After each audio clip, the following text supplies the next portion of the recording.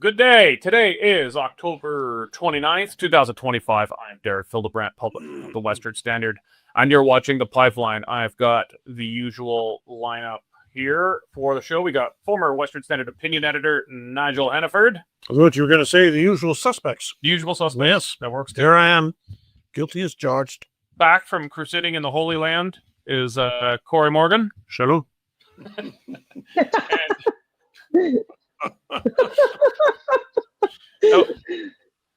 It's all right. He doesn't mean it. I don't know even where to go with that. And Western Standard BC columnist Alise Mills. Hi, from the regulatory and political dumpster fire of the country. Nice to be here. Very good. Fun show today. A group of kind of Ottawa suck-up super federalists who think that it doesn't matter under any circumstance, no matter what, no matter how much, say the Ottawa husband beats the Alberta wife, Alberta should stay in Canada no matter what. They say they have enough signatures to trigger a referendum on staying in Canada.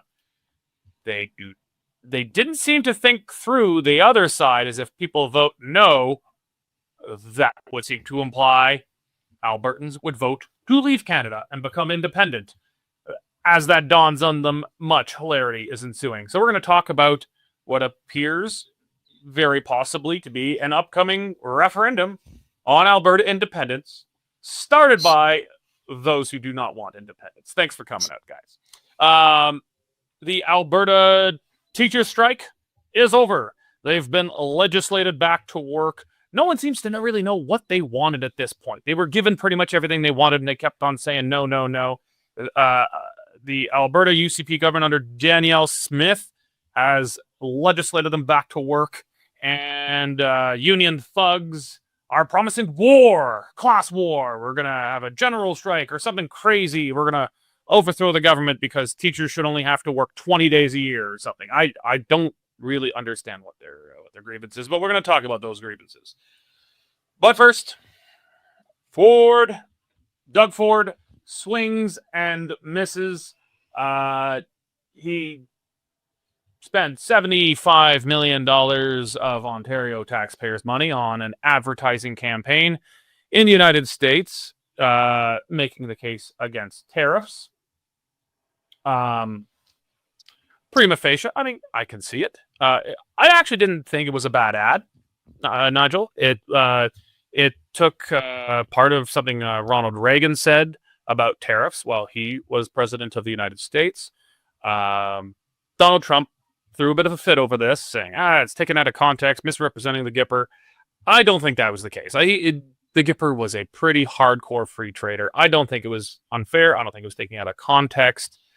I think what was trying to be achieved, trying to fix our trade relationship with the United States, is laudable.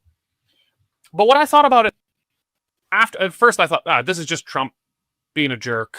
He suspends trade negotiations. Okay. But then I thought, we're not thinking about this from the perspective of Americans. Because as much as Canadians are adamant, we are not 51st state. We are not Americans. We also still think of ourselves as Americans. That we're allowed to intervene in their domestic politics. And spending $75 million to intervene in American domestic electoral politics immediately before the midterm elections, where control of the House is up for stake, possibly the Senate, probably less so the Senate, but maybe. That is foreign meddling. We think of ourselves as we're not American, but then we immediately think of ourselves as completely American and fully entitled to meddle in their politics. So, I ask Canadians who are thinking, siding with Doug Ford here, how would we feel if Donald Trump spent an American equivalent sum of money in Canada arguing against supply management. I think supply management should be gone, but I would certainly think that is dangerous and illegal foreign meddling for a foreign government to run advertisements on stations in Canada telling us to change our foreign policy. I don't know. That's how I take it. Yeah, well, I think anybody who thinks about it would take it that way. There's more to it, though, than or there seems to be more to it. First of all, Mr. Carney was apparently advised that these ads were going to run. And he didn't kill the idea. So why would it suit Mark Carney to have that out there? First, to your point about whether there was any misrepresentation, I gather that the order of Reagan's speech had been altered somewhat, but whether it was, it wasn't, or whether it was completely misrepresented, why did it suit Mr. Carney to poke Trump like that at this time? It's the good cop, bad cop routine. Well, Carney plays the diplomatic good guy. Ford plays the pugnacious bad guy. Yeah, but no one was falling for it this time. No, I nor should they have. Ford is actually a bit of an airbag. This is the guy who right 6 months ago threatened to cut off the electricity supply to 3 northern tier United States, states of the U.S. And I think that lasted 45 minutes. He got a call from Howard Lutnick, the American Commerce Secretary. He said, look, you'd be opening a can of worms if you did that. If you think that's funny, watch what we can do. And it was all over. And he just got his little moment of headlines of pugnacious Dougie Ford sticking up for Canada.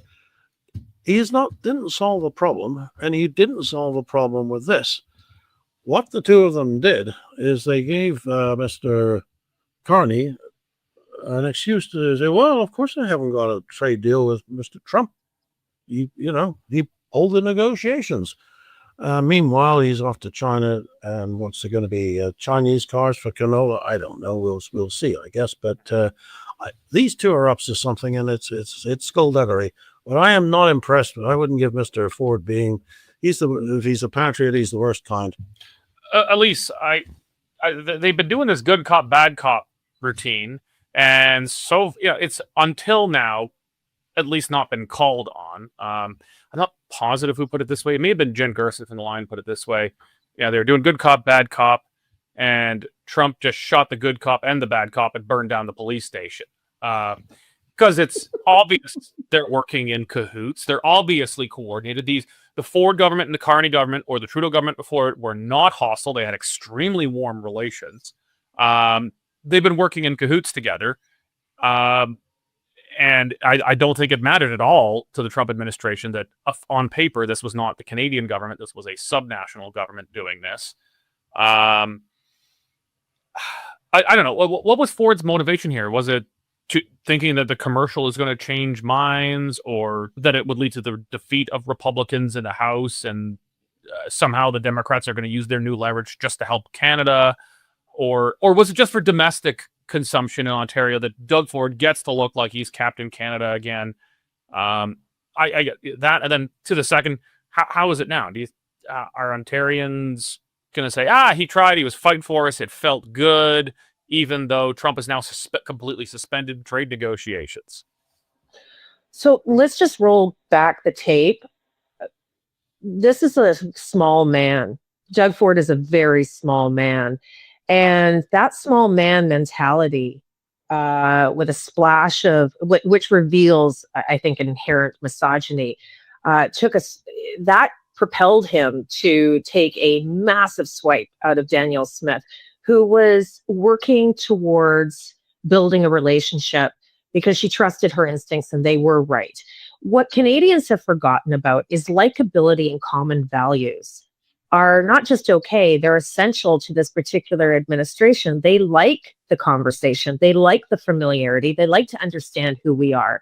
I personally have had an incredibly positive time, and I will tell you there's no rudeness. It's very diplomatic with the Washington team. But Doug Ford, I think Carney is way out of his depth. He is not a prime minister. He's a banker. He likes to think he's Canada's chief economist. In fact, his spokesperson said that a couple of weeks ago now, that he's essentially Canada's chief economist.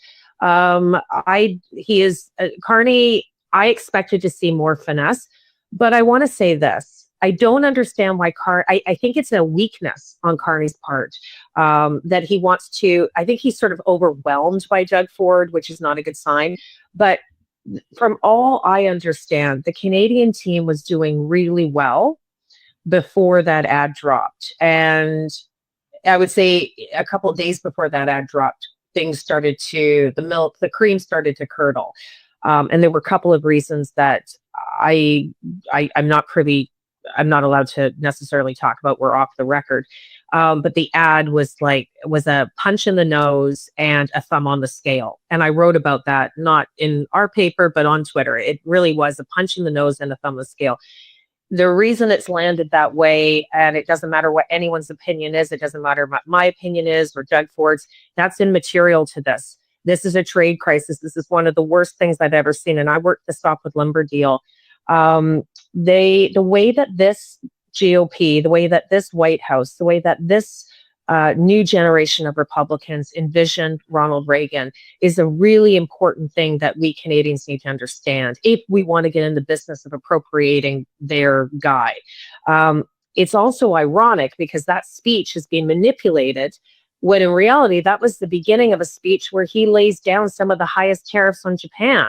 There was a huge trade deal or trade argument there, but Ronald Reagan was standing up, what he said, bullies against American workers. And it was the beginning of sort of the tech revolution as well. Context matters here. Then you're right, Derek, there is the thumb on the scale, not just midterms or it being an off year, but there is the Supreme Court issue.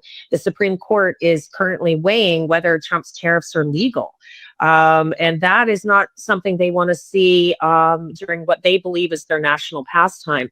And now we've rolled into what I think is an even more concerning issue, which is the trouble that we're seeing and reports that we're seeing with the U.S. ambassador, who, by the way, the stories that you're hearing about David Patterson, the Ontario's rep to DC, is not 100% accurate. And I'm not here to defend the ambassador, but I will tell you I'm seething. I wish I could speak about it, but I think this is a far bigger issue. And I can tell you the ambassador has said directly, no longer will there be a deal done by American Thanksgiving. And we were much closer to that deal than we had ever been before all of these shenanigans popped out. I don't know. Trump, Cory had mentioned the Supreme Court. He's going to try to influence the Supreme Court. I'm doubtful that advertisements would ever have an impact on the Supreme Court decision. Maybe I'm wrong. But I definitely think they're doing this right on the cusp of the midterm elections. That's where it's meant to have an impact. I think mostly. But let's perform a thought exercise here. Doug Ford can do no wrong, and Danielle Smith seems to be able to do no right in the eyes of the national media and the chattering classes. Smith was the one saying, don't overreact, cut off our nose despite our face here. It might feel good, slapping a maple leaf on your backpack, but don't overly provoke the Americans. Let's do a deal. She turns out to have been right. Almost no one said, sorry, but let's just go through a thought exercise. If Danielle Smith had done something, I don't know what, maybe run an ad. I don't think this is how she would have handled the United States, but say she had run an ad saying the United States should lift all tariff, should build pipelines. That's conceivably something she'd like to do. But she had said, and done it in a way that would be disadvantageous to Republicans, days before the midterm election. And Donald Trump reacted the same way, suspending negotiations. How do you think then Mark Carney and the national legacy media, I'll rephrase it because I know exactly what you're going to say. Yeah. But why? Maybe that's more interesting. Why would the national media the chattering classes, the political classes. Why would do you think they would react so differently if Danielle Smith had done something similar and had the same catastrophic result come from it? Well, it's because we have a political culture war going on in this country, really. And the battle lines are drawn almost between the Ontario legislature, the federal parliament, and Premier Smith, who's really kind of the last bastion of an unapologetic conservative in this country. Scott Moe, I guess, arguably could be the same thing, but she's the figurehead of it. And the legacy media, for the most part, are supportive of this progressive approach, this nouveau liberal approach. And they want to take any opportunity they can to undercut Premier Smith. They can't allow her to have successes. They can't allow to have her look competent. And they will go far out of their way to put a spotlight on any errors she makes. So there's a motivation going on out there, and we're only going to see more of it. So there is that double standard. Ford stepped in it, in my view, stupidly, but they're going to give him a pass because he's on the right side of the fence as far as they're concerned, and it's not going to change anytime soon. This elbows up performative stuff. As long as it feels good, you get a pass. Doesn't matter if it's the smart thing to do or not. Feels good, you get a pass. Speaking of passing or failing, let's talk about Alberta teachers. Failing grade, obviously, what they've done. So Alberta has legislated the teachers back to work. They've made a preemptive use of the notwithstanding clause here, so that there's no uncertainty. No, they're just back to work. There's no real avenue for appeal here, and that's a fake, made-up charter right. The union rights are as a charter right. That's a made-up one that was read into it by activist judges after the charter was passed into law as a part of the Constitution of Canada. There is nothing in the charter about unions. I'm not wrong on that, right? It'd be under free association. Free association would be the... Yeah, but I don't think it says everyone is required to be a part of a union, and that... Anyway. So the union that we're forming here is not... No, I shut down the company if we get a union. I'll go work for Rebel. Yeah. But they preempted it, and it seems very common sense to me at this point. Actually, I actually didn't think they should have legislated. My idea was that no, we'll continue to negotiate, but every single day this goes on, we're converting a public school into a charter school, and then in week 2 we're going to do 2 charter schools a day. Week 3, 3 charter schools a day. The union would get the point, and you could actually probably negotiate them to a lower salary than they're currently at. Gonna get. But these guys were given everything. They were given big raises, 12% for most, up to 17% for some, depending on where you're on the grid. Commitments to hire, it was like 2,500 new teachers. 3,000. 3,000. Yeah. Oh, okay, yeah. Pretty damn big commitments, and these guys just weren't agreeing to anything. It seemed extremely political. They rejected the advice of their own negotiating teams, negotiating committees at the ATA. So they've sent them back to work, and the NDP are predictably saying, "Well, this is the end of democracy. Alberta is now, the redneck Reich, and it's been nice. We're done here." I guess I was just with you, Cory, but I'll start with you. Your thoughts first on,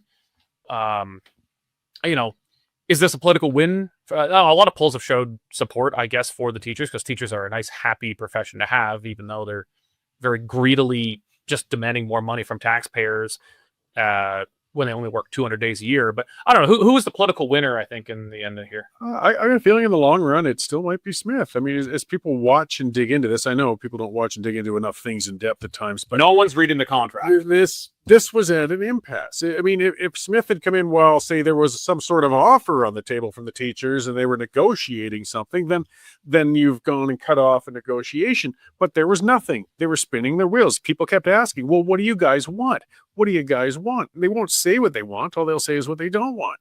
And what they really don't want is charter schools, private schools, which have nothing to do. A union shouldn't be negotiating that sort of policy anyways. Yeah. So I think with more nuanced discussion in the longer run, I mean, as I've been pushing and coming in my column, coming up in a bit too, I think we're going to see more support for people looking for charter schools because they want stability for their kids, and looking for non-union options because, again, they want stability for their kids and not this push and pull going on. Even if they like the teachers, they don't like the fact that their kids have to pay the price during these labor disputes. So I think in the longer game, the teachers have really, well, done themselves harm as far as the union idea goes. I think maybe it's a good thing for all of Alberta because we'll start to reimagine our whole education system. Yeah, I mean, my kids didn't miss a day of school. One's in preschool, so that didn't count. But the other one, third grade, she's in charter school. It's not private. There's no tuition, but it's not the government union school. She didn't miss a single minute of school because of this strike. I know there's other kids in the neighborhood, and they're like, "Oh, why is my daughter going to school?" I'd say it's because their teachers aren't greedy.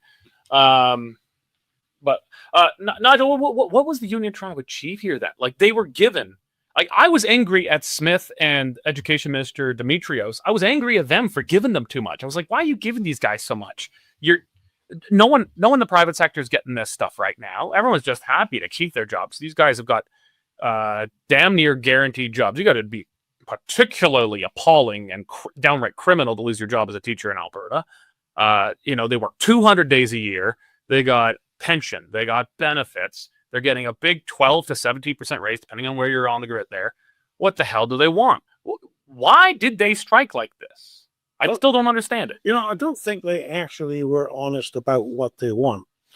I struggle to be fair to the teaching profession at large, but individual teachers, some of whom are my friends and are actually conservative teachers, they're part of that 11% that actually voted in favor of the contract. The problem here is immigration. We have had so many people brought into Alberta in the last couple of years that it is very hard for some teachers in some classrooms to get their heads around it. What are you going to do if you've got a class of 50 kids? And that's not typical, but it does happen. And 30 of them don't speak English very well, and 5 of them don't speak English at all. Now, you're not in there on your own. You do have assistance, but the satisfaction that comes from teaching is actually seeing your students learn and do well. I mean, the school that you go to, that your little girl goes to, that's how they see it down there. That's why those people teach in that environment. So the satisfaction of the job isn't there for quite a few people, but they won't come out and say this is the problem. They just say, "Oh, well, the government is terrible." And I'm afraid there's an awful lot of people who make a lot of noise at the teachers' ATA meetings. I actually wouldn't even want them teaching my kids. Like these are bad people who think that they should be running the education system, determining the wages, determining the curriculum, and parents stay out of it. Well, to the degree that Danielle Smith is taking on that mentality, we got to back her all the way. But there is a bit of an issue with too much being thrown at a system all at once. Well, yeah, I guess. I mean, immigration never really got into the debate on the teacher strike in Alberta, Alise, on any of the surface level. Like it just wasn't mentioned. Well, that'd be racist, wouldn't it? It would be. It would be. So you see how this? That's why you're a racist. and it's. No one wanted to talk about it. They're talking overcrowding in schools. How is it that we're overcrowding in?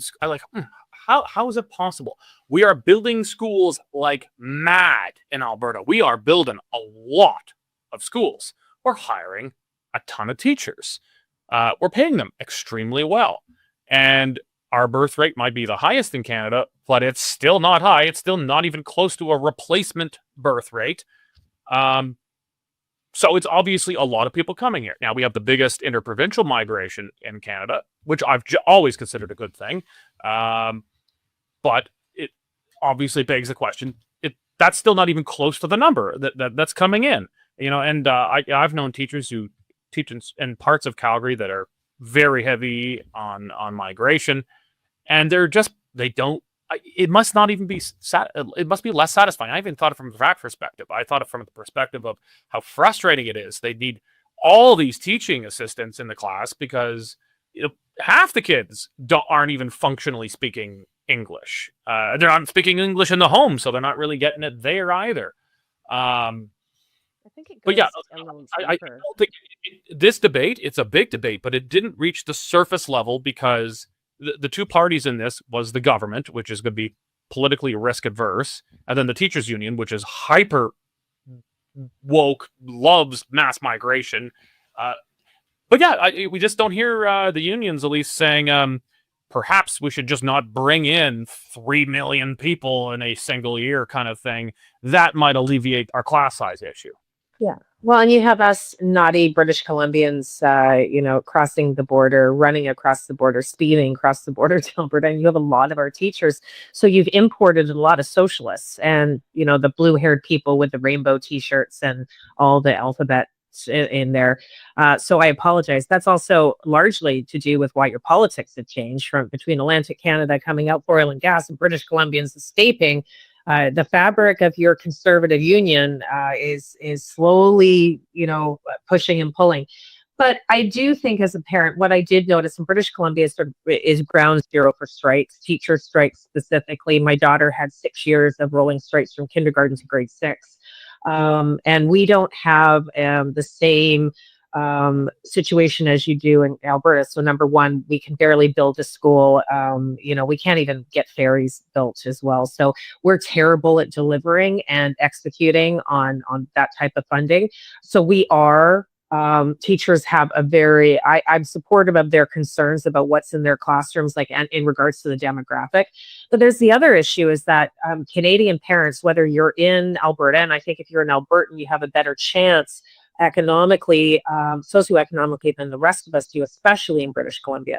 But there's the breakdown of family. And it's the breakdown of family in the sense of this country is so hard to survive in if you are not making more than, say, $75,000, $80,000. And that used to be a lot of money. It doesn't matter where you are. You've got parents that have arrived from different countries. Yes, English is a second language, and they're not spending the time with their children to integrate them like my friends' parents did, for example. So you've also now got onsets of all different types of learning disabilities. There are some now that I can't even catch up with. My daughter's out of the school system now, but I empathize with teachers because I agree with what Nigel said. You don't get into teaching because you're just looking for a soft landing. That is hard, especially when you're an early new teacher. You have to really cut your teeth in there and work. Now, later on, there are ways to kick your feet up and actually not work, especially in British Columbia, but we'll leave that for another day. But I am concerned. I think the social fabric of our country is just shredded. And I know how I feel after a long day. I'm not so sure I could, especially as a single parent, which I was, I don't know if I'd have the energy to deal with every single, it's the bullying, it's the social media, it's the phones, then maybe a learning disability. And then it's the fact that my child can't get the attention of her teacher. There's all these things happening. And I'm also working 80 hours a week to make sure that we can have the things that we need. There's no time for family. And teachers used to rely on parents to be their sort of co-pilots in the education as well. And so I think there's something there. And I'm not making excuses for what the union did. The union, I think what the membership and just watching what was going on there with the ATA, I think the membership generally would have taken that initial deal. And by the way, our teachers in BC, that is amazing what they have out there. But I think the union played a shell game, and I think it's a revenge thing. I think it has everything to do with the quote unquote book banning. I think it has to do with certain pieces of legislation that Smith has taken on, and it's not just social. I think it's their environmental policies. I think they just were looking for a fight, and I think that union could walk into an empty room and make a fight. Yeah. All right. Well, speaking of fights in Alberta, we're headed to a referendum on independence. I don't know how to say it otherwise. So this goes back. The Kenney government brought in citizens initiative legislation, had an extremely high bar to set on being able to get the signatures to trigger it. It was unreasonably high. it's obviously theoretically possible to get it. I didn't think these guys would do it. It appears, prima facie, they have got the numbers. He's got this, so it's called Forever Canada. It's this group led by Thomas Lukaszuk. The media like to call him the former progressive conservative premier of Alberta. And then they neglect that he's actually been an NDP supporter provincially and a Liberal supporter federally ever since. He was from the hard left wing of the old progressive conservatives when that party was around. So he's never actually been a United Conservative member in Alberta. He's never been a member of the Conservative Party of Canada, as far as I know, at least. But the media like to try and portray him as a conservative, even though there's not a single conservative who would take ownership over this guy in Alberta. So he wanted to preempt the independence movement from going out and triggering a referendum on independence, which would have words that meet the Clarity Act requirements for a constitutionally valid referendum. The wording that had been proposed by the Alberta Prosperity Group was something to the effect of, should Alberta become an independent and sovereign country? Something like that. And that should, I think, meet the Clarity Act definition. These guys they wanted to frame the question differently. It says, should Alberta remain in Canada? I think, is that the question? Or Yeah, it is actually. Yeah, but sure. nobody asking Albertans whether the province should remain in Canada. Yeah. Is one step closer to being voted. So that would give them more favorable wording, I guess. But the implication is if people then voted no to that, is that Albertans then voting to become independent.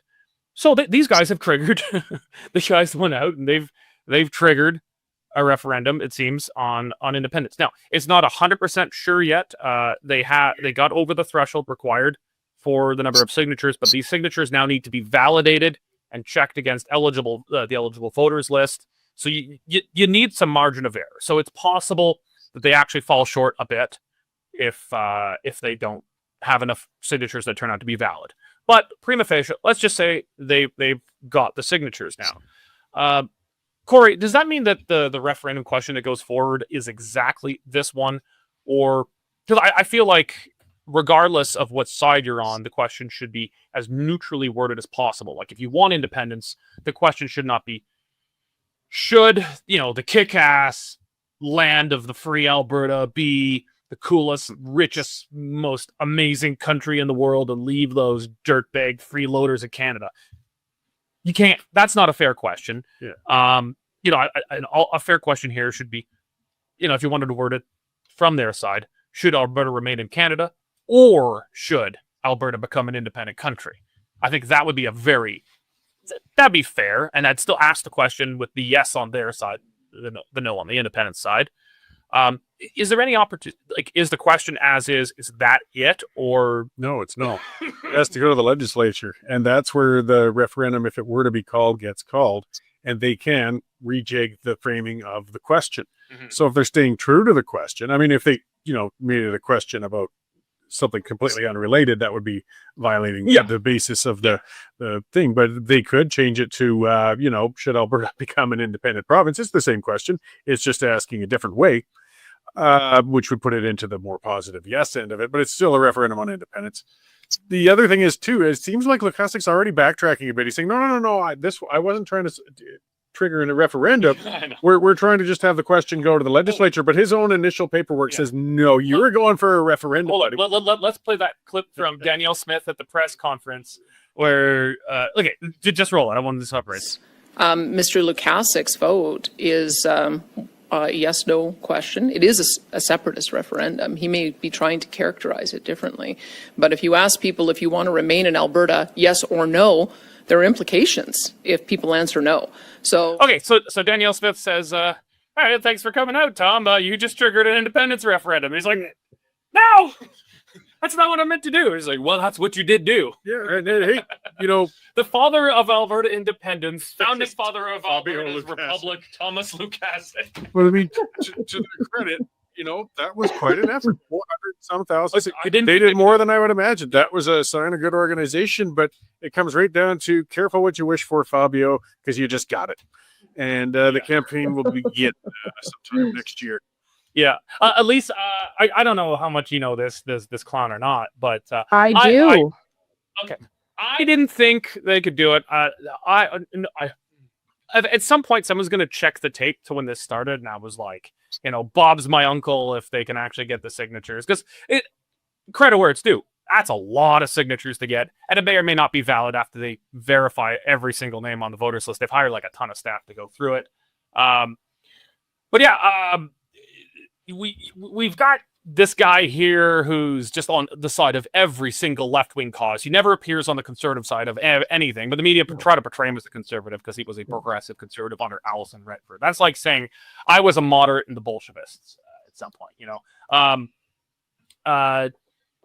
But yeah, I don't know, just your reaction that we've got a hardline left-wing Federalist in Alberta who just seems to have woken up to the realization that his referendum is a referendum on independence. This was what I never understood about him. I mean, I understand that he's a Edmonton coattail rider, so that's how he was in the PCs. He knew he could win, and he's from Edmonton.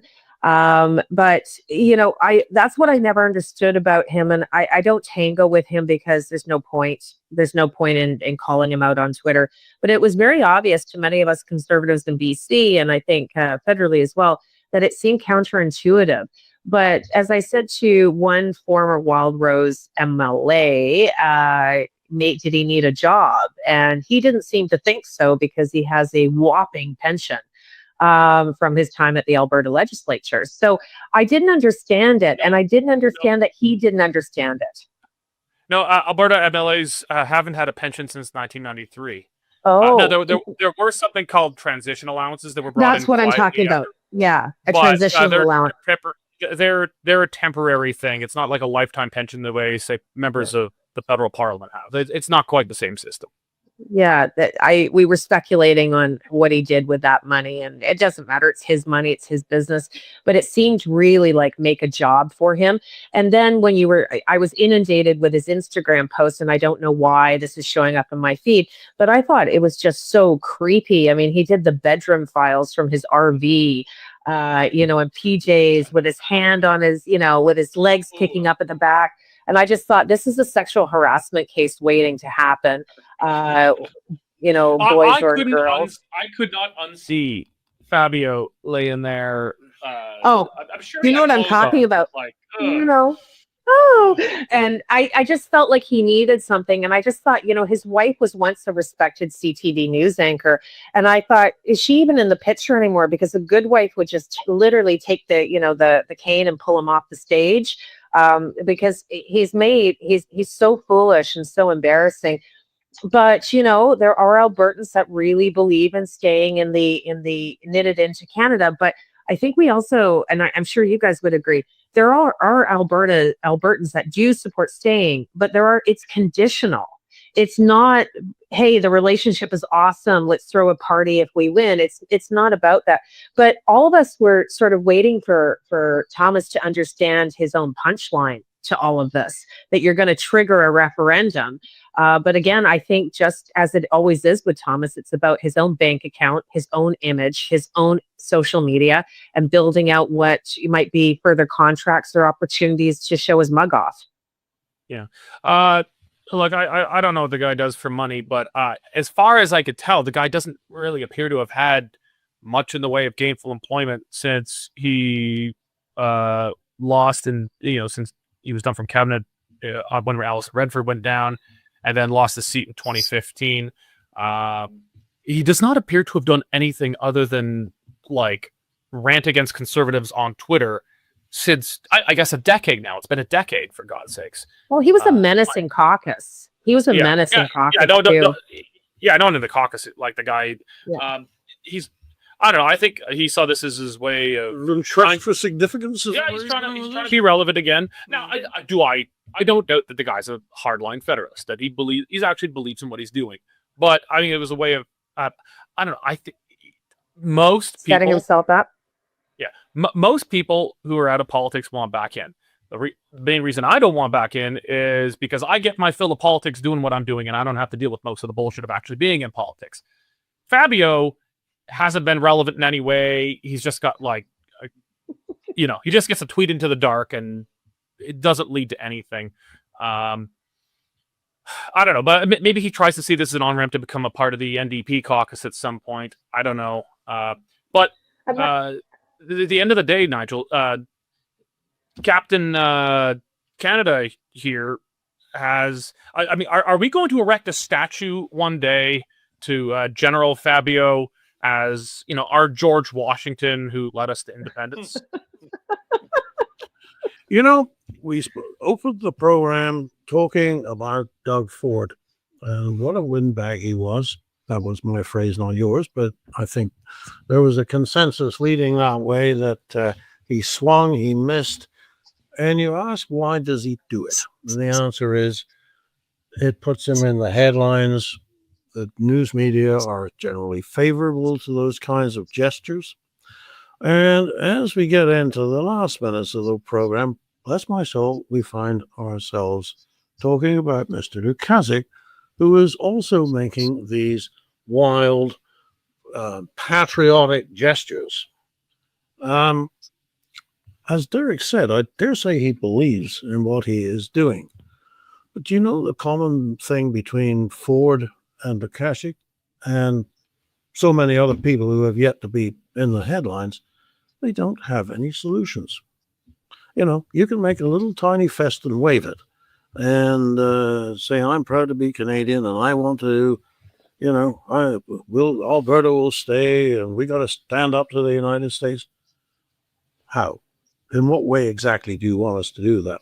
And you contrast that with genuine conservatives, and our own premier would be obviously in Alberta, the one to call them on, who actually have ideas and are driving ideas that change things and will make Canada a better place. So I have to wonder why Mr. Lukasik gets the ink he does. All right. Well, let's give Alise the first shot on parting shots today. So as we were just talking about your independence, and then obviously there was the question of, what would happen with your treaty or ceded lands, right? It made me think about what's happening in British Columbia, where we have unceded territories all over the place, and specifically what's happening in Richmond. And that's why I have my point of view here today is that John Rustad, the leader of the Conservative Party in British Columbia, or the BC Conservative Party, I should say, my message is to him. It is painfully obvious that you cannot win an election. And it is painfully obvious that you have a caucus cowering to a large degree because they don't understand what the avenues to take you out. But the reality is we've had 3 polls, and 3 polls in the last 7 days have told us that you're at least 10 points behind. This province is in a regulatory political dumpster fire. We are economically vulnerable, and there are financial and fiscal liabilities all over the place, not including the loss of land ownership or property rights in British Columbia. So it's time that Mr. Rustad stepped down. All right. Cory. Well, just back to BC for a bit, but again, with how the woke have gone well beyond the goalposts and have just gone mad. We got race-based parking fees now happening. Was this what Martin Luther King envisioned? They've come full circle and they're segregating now. So it's not just park access, but the parks where we allow mixed access of races, the First Nations get to park for free. I'm not sure how they're going to check for that blood test or a color-shaded strip or something. They'll have license plates you can have or little cards you can put in your windshield. What that's going to be is everyone's going to get their native license plates stolen, or they're going to get their windows broken. People are going to steal their parking passes. Yeah, either way, it's just absurd, but just another small march towards the lunacy of a racially divided society that progressives are bringing us. Nigel. Well, a few years ago, Bill Gates and Mark Carney were together at a meeting of the World Economic Forum in Davos. And they were talking about how climate change was going to kill us all. Well, now Bill Gates has done a complete 180 and says climate change is important, but it isn't the existential crisis he thought it was. Other things are more important than climate change. And that leaves Mr. Carney, who has yet to recant, running Canada with the idea that climate change is all that matters. And driving policy from emission caps to decarbonized oil because we've got to save the climate.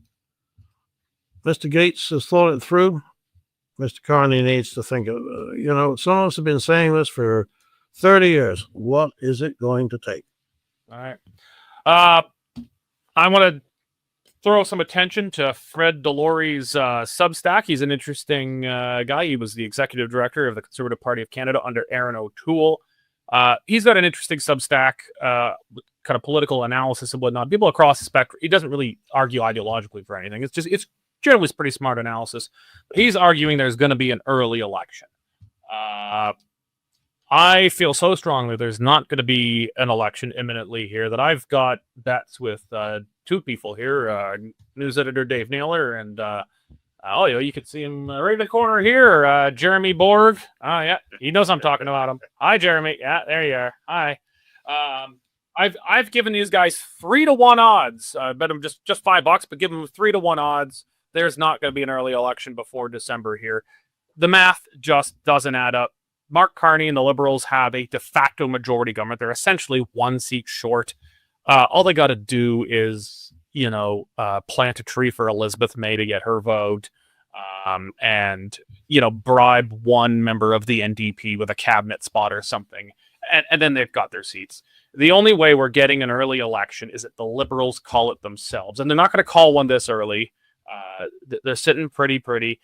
If they call one, it'll be maybe next year when they think they can get a majority government or something, if they do even that, because I've got a de facto majority right now. So anyone else want to take me up on the bets? I'm giving 3-1 odds. Just put it in the comments, and you're welcome to give me your money. All right, Cory, Nigel, Alise, thank you very much. And John on production. And all of you watching at home or in the car or mowing the lawn, whatever you're doing, thank you very much for joining us. Remember, we need you to support us by becoming a member. It's only $10 a month or $100 a year. Go to westernstandard.news. Just click on subscribe to support our work and get unlimited access to all Western Standard content. Thank you very much for joining us today, and God bless.